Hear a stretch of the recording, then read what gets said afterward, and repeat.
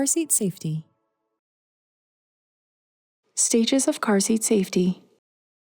Rear-facing seats are the first stage and are used starting at birth until children reach a minimum age of 2 or until they reach the highest height or weight limit of the seat. Rear-facing only seats are used with newborns and very young children and are frequently referred to as infant carriers. They can only be installed facing the back of the vehicle. They usually come with a base that gets installed in the car and stays in the car. The seat itself clips to the base and can be taken in and out.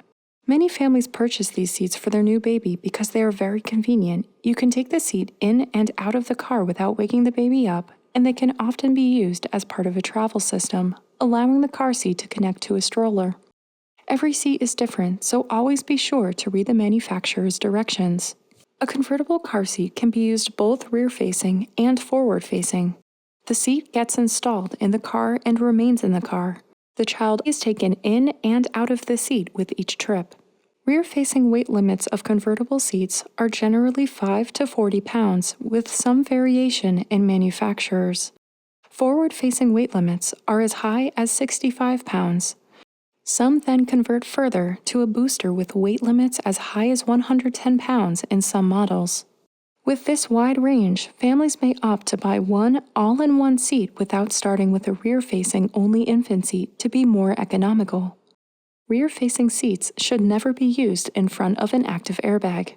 Rear-facing is safer for infants and young toddlers as their heads are bigger in proportion to the rest of their body and their neck muscles are not fully developed.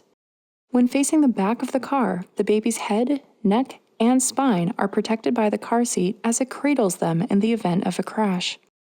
In a forward-facing crash, all the force of the impact would be felt in the baby's head and neck. Their fragile and immature spinal cord cannot withstand that type of impact, and the intense crash forces could cause permanent damage.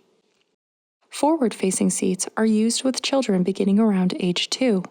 These seats, as with all car seats, should be used as long as the weight and height limits allow, according to the seat manufacturer's guidelines.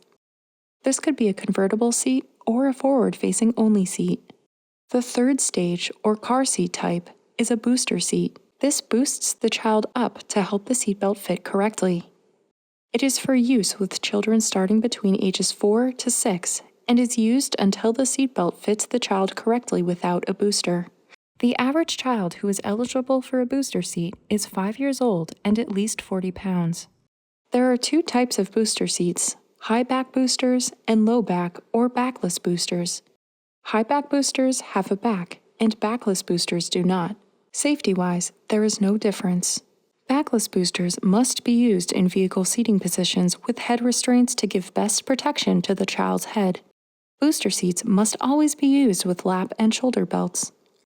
The fourth and last stage is the seatbelt by itself, which needs to be worn by all passengers on every trip. Typically, children are ready for this stage around the ages of 8 to 12 when they are at least 4 feet 9 inches tall. Your child must be able to sit in the vehicle seat without slouching and keep their back against the back of the seat. Their knees should naturally bend over the end of the vehicle seat and their feet sit flat on the floor. The lap belt should fit low on the hips, and the shoulder belt should lie snug against the shoulder and not the neck or face. Never allow your child to put the shoulder belt behind their back or under their arm. Children are always safer riding in the back seat and should not sit in the front seat until they are a teenager. Thank you for watching this video on keeping babies safe.